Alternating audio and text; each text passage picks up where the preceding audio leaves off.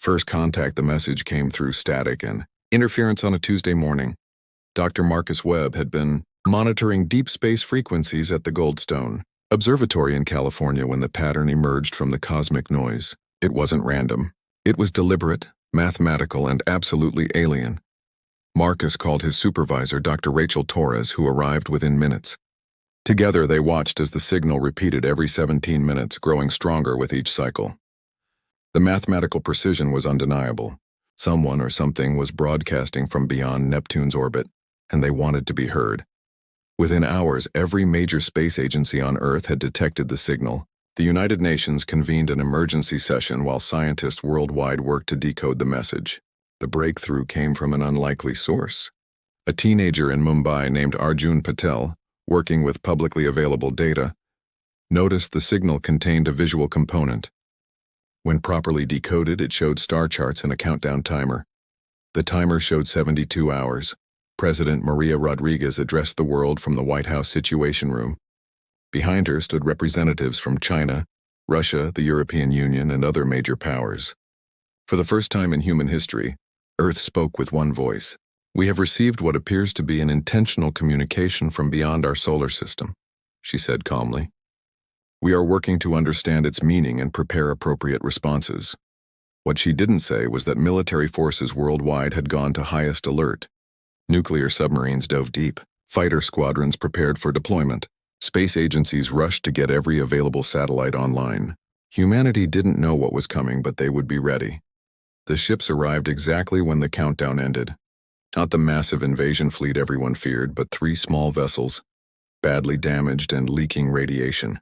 They limped into Earth's orbit and transmitted a new message, this time in broken but understandable English, Chinese, and Arabic. They had been monitoring our communications and learning our languages during their approach. The message was simple and terrifying. "We seek sanctuary. The Zalathian Empire follows. You must prepare or perish." Commander Sarah Mitchell led the international team that made first contact with the refugees. She boarded their lead vessel wearing a specially modified spacesuit, accompanied by a medical team and linguistics experts. What she found changed everything. The refugees called themselves the Quellans. They were humanoid but smaller, with pale blue skin and large eyes adapted to the dim light of their distant world. Only 43 had survived their journey, the remnants of a civilization that once spanned 12 star systems. Their leader, an elderly female named Vela, spoke through a translation device that converted their musical language into Earth's languages. "The Zalathians consume," Vela explained, her voice heavy with exhaustion. "They arrive at a world, drain its resources, enslave its people, and move on. They have done this to hundreds of worlds over thousands of years. We fought them for 7 of your years before our defenses fell." Sarah studied the alien commander carefully. "Why warn us? Why not just hide?" Vela's large eyes reflected deep sadness. "Because they already know you exist. They detected your radio signals decades ago, just as we did. They will come whether you are ready or not. We chose to warn you because we see something in your species that reminds us of what we once were. Fighters. Survivors." The Quellans shared their technology freely, though much of it was beyond Earth's immediate understanding. They showed holographic recordings of Zalathian attacks. The enemy used massive ships that could drain energy from stars themselves. Their ground forces were cybernetically enhanced warriors who felt no pain and showed no mercy. The recordings showed worlds stripped bare, entire species enslaved or exterminated. General James Cooper studied the tactical data with growing concern. Earth's military forces, even combined, seemed pitiful against such technology. "How long do we have?" he asked Vela during a strategy session. "Our escape was 3 of your months ago. The Zalathians do not travel faster than light, but their ships are swift. You have perhaps 1 of your years, possibly less. 1 year to prepare for the end of the world." What followed was the greatest mobilization in human history. Old enemies became allies overnight. Resources that had been hoarded were suddenly shared. The entire planet's industrial capacity shifted to defense production. The Quellans worked alongside human scientists, teaching what they could, though they warned that their own technology had ultimately failed against the Zalathians. Dr. Chen Wei, a physicist from Beijing, made the first breakthrough. While studying Quellan shield technology, he noticed something odd. The Zalathians had never encountered a species that had developed nuclear weapons before achieving spaceflight. Most civilizations considered it too dangerous, too unstable, but humans had lived with the atomic sword hanging over their heads for generations. What if that's our edge? Chen proposed to the International Defense Committee. The Zalathians expect civilized warfare. They expect enemies to follow patterns. But humans wrote the book on chaos and destruction. The idea sparked controversy but also innovation. Human military strategists began planning not for a conventional defense but for something entirely different. They would use humanity's darkest capabilities, the very things that had nearly destroyed them, as their salvation. Lieutenant Colonel Ivan Petrov proposed using Earth's thousands of nuclear weapons not as direct weapons but as mines. They would seed the outer solar system with them, creating a deadly maze for any approaching fleet. Captain Yuki Tanaka suggested repurposing the International Space Station and every satellite as potential kinetic weapons. Even civilian technology was weaponized. The millions of pieces of space debris orbiting Earth were cataloged and prepared as a defensive screen. But the most ambitious project came from an unexpected source. Dr. Amara Okonkwo, a biologist from Nigeria, had been studying Quellan biological data when she made a startling discovery. The Zalathians were not naturally evolved beings. They were artificial, created by some long-dead civilization as perfect warriors. But perfect didn't mean invulnerable. They're biological machines, she explained to President Rodriguez. And every machine has an off switch. Working with the Quellans, Amara's team began developing something that had never been attempted before. A biological weapon designed not to kill but to free. The Zalathian cybernetic control systems were sophisticated, but not perfect. If they could disrupt them, even temporarily, it might give the enslaved consciousness within a chance to rebel. 6 months passed in a blur of preparation. Cities were fortified. Underground shelters were expanded. Every nation contributed to a combined space fleet that was primitive by galactic standards, but represented humanity's best effort. Children learned emergency procedures alongside their regular lessons. The world held its breath and worked. Then the deep space sensors detected them. The Zalathian fleet had arrived at the edge of the solar system. 500 ships, each one larger than any human vessel. They broadcast their message on all frequencies. Species designated human. You will surrender your world and submit to integration into the Zalathian Empire. Resistance will result in termination. You have 1 rotation of your planet to comply. President Rodriguez stood before the United Earth Council. Representatives from every nation waited for her words. The Quellans watched from their refuge on the moon, expecting humanity to attempt negotiation as they once had. Instead, Rodriguez smiled grimly. Send them our response. The message that went back was brief. It was broadcast in every human language and accompanied by images of humanity's bloodiest conflicts, its nuclear tests, its warrior traditions from every culture. The final line was in English, translated for the Zalathians' convenience. Come and take it. The turning tide. The Zalathian fleet moved into the solar system with the confidence of conquerors who had never known defeat. Their massive vessels glided past Pluto's orbit in perfect formation, shields powered by stolen stellar energy, weapons that had cracked moons ready to deploy. They expected fear. They expected surrender. They did not expect what happened next. The first nuclear mine detonated near Neptune when a Zalathian scout ship triggered its proximity sensor. The explosion was small by stellar standards but devastating to the scout's shields, overloading them with electromagnetic interference. Before the ship could recover, 3 more mines detonated in sequence. The scout ship tumbled into Neptune's gravity well and was crushed by the planet's atmospheric pressure. Admiral Thex of the Zalathian Empire studied the tactical display, with what passed for confusion in his artificially enhanced mind. Primitive nuclear weapons were not supposed to be scattered throughout a star system like random obstacles. It was wasteful, chaotic, and utterly illogical. Analysis, he commanded his tactical officers. The humans have deployed approximately 4,000 nuclear devices throughout their outer system, reported Subcommander Krall. They appear to be modified planetary defense weapons, retrofitted for space deployment. Thex's cybernetic implants calculated probabilities. The nuclear field was dangerous but not insurmountable. His fleet's shields could withstand the explosions if they proceeded carefully. What troubled him was the tactic itself. No species had ever turned their own system into a minefield. It spoke of a desperate, almost insane determination. The fleet proceeded more cautiously, sending drones ahead to trigger mines and clear paths. It slowed their advance from days to weeks. During that time, Earth's defenders weren't idle. Captain Jack Harrison commanded the USS United Earth, humanity's first true warship cobbled together from the International Space Station. 3 decommissioned shuttles and components from dozen nations. It was ugly, barely spaceworthy, and carried humanity's most powerful weapons. Jack's crew of 42 represented 15 countries, and they had trained together for only 4 months. By any reasonable standard, they were doomed. Contact at 370 Mark IV, reported his sensor operator, Lieutenant Olga Volkov. Zalathian destroyer, closing fast. Jack studied his tactical display. The enemy ship was 50 times their mass and had energy readings that dwarfed anything human technology could produce. A direct confrontation would last seconds. Remember the plan, Jack told his crew. We're not here to win. We're here to teach them that humans don't die easy. The United Earth accelerated toward Jupiter, using the planet's gravity to slingshot around and gain speed. The Zalathian destroyer followed, its powerful engines easily keeping pace. As they rounded Jupiter's horizon, Jack gave the order, deploy the net. Thousands of small satellites, each no bigger than a basketball, released from the United Earth's cargo bay. They spread out in a vast web, each one broadcasting powerful electromagnetic interference.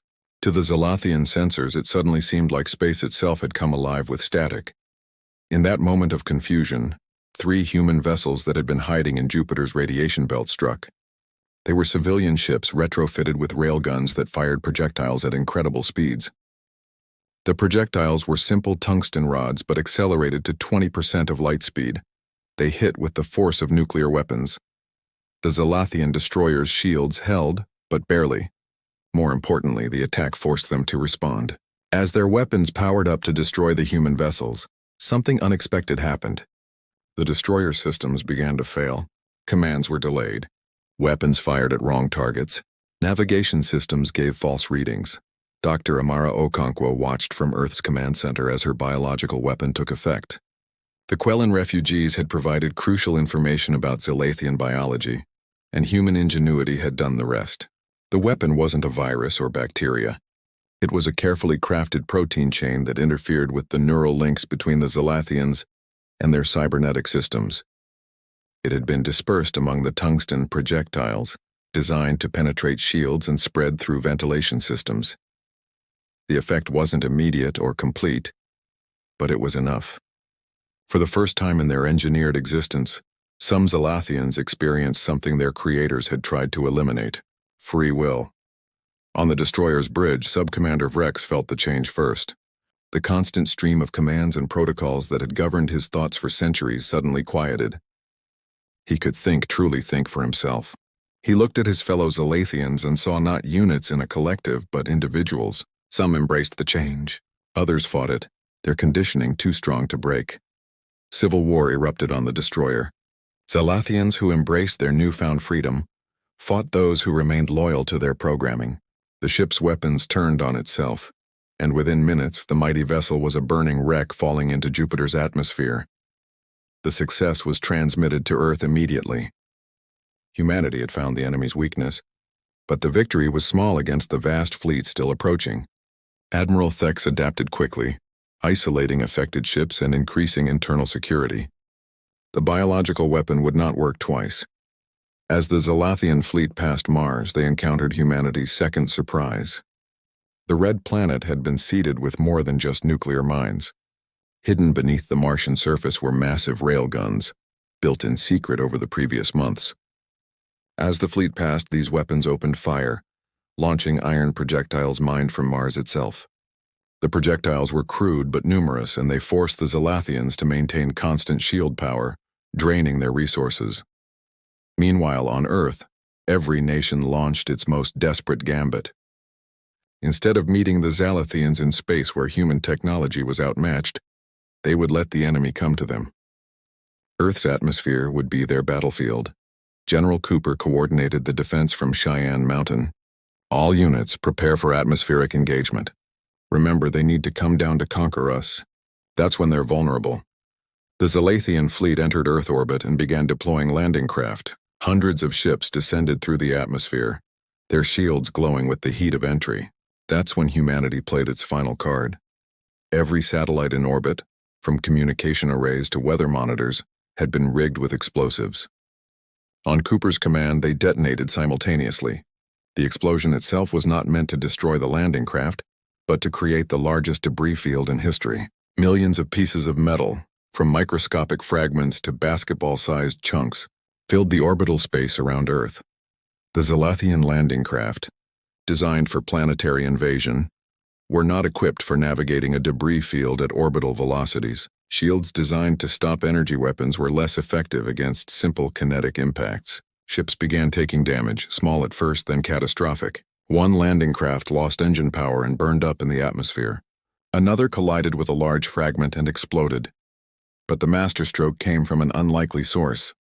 Hackers from around the world, coordinated by the mysterious group that called themselves Earth's Last Line, had been working on breaking Zalathian communication codes. Using quantum computers and algorithms developed from studying captured Zalathian technology, they finally succeeded. For 30 seconds, they had control of the Zalathian fleet's communication system. In those 30 seconds, they broadcast Amara's biological weapon formula to every enslaved species in the Zalathian Empire. They sent tactical data about Zalathian weaknesses.